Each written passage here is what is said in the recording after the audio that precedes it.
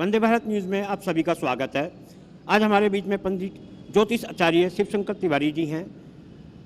ज्योतिष आचार्य जी से मैं सवाल करता हूं, प्रश्न पूछता हूं कि आज हमारे देश में सनातन धर्म को उपहास और एक घृणा की दृष्टि से देखा जाता है, ऐसा क्यों?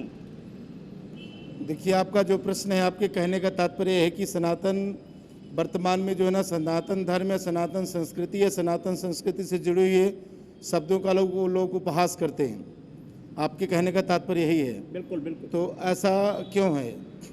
देखिए, मैं भी देखता हूँ, मैं एक आध्यात्मिक व्यक्ति हूँ और जो सनातन धर्म है एक ऐसा बट वृक्ष है कि हमें वसुधैव कुटुंबकम का पाठ पढ़ाता है।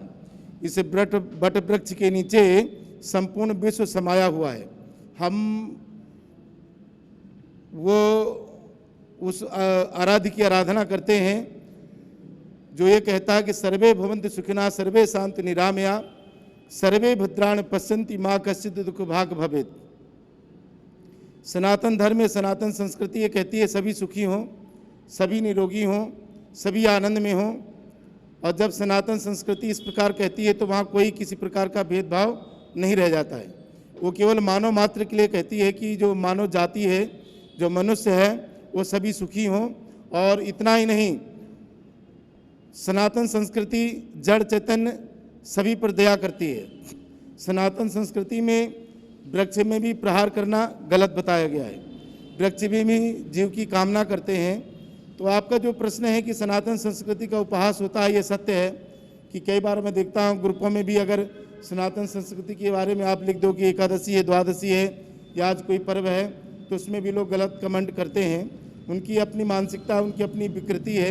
मैं उन्हें कुछ कहना नहीं चाहूँगा, लेकिन मैं ये ज़रूर कहना चाहूँगा कि कोई भी धर्म किसी प्रकार का हिंसा का पाठ नहीं पढ़ाता है और कोई भी धर्म किसी का उपहास करना नहीं सिखाता है।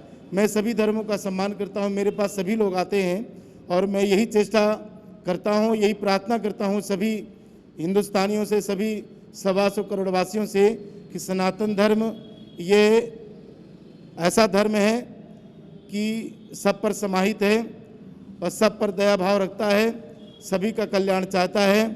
तो उपहास करके अपनी क्षति करना अच्छी बात नहीं है।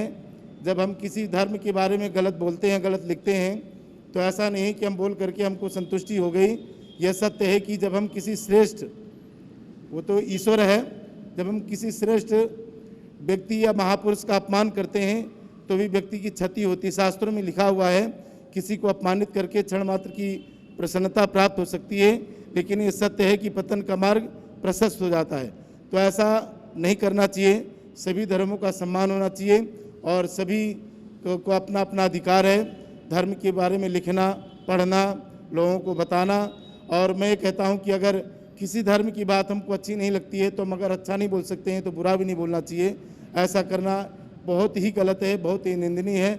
ऐसा नहीं होना चाहिए जो मैं कई बार देखता हूँ। मैं इसके लिए बड़ा हृदय से दर्द महसूस करता हूँ कि ऐसा नहीं होना चाहिए।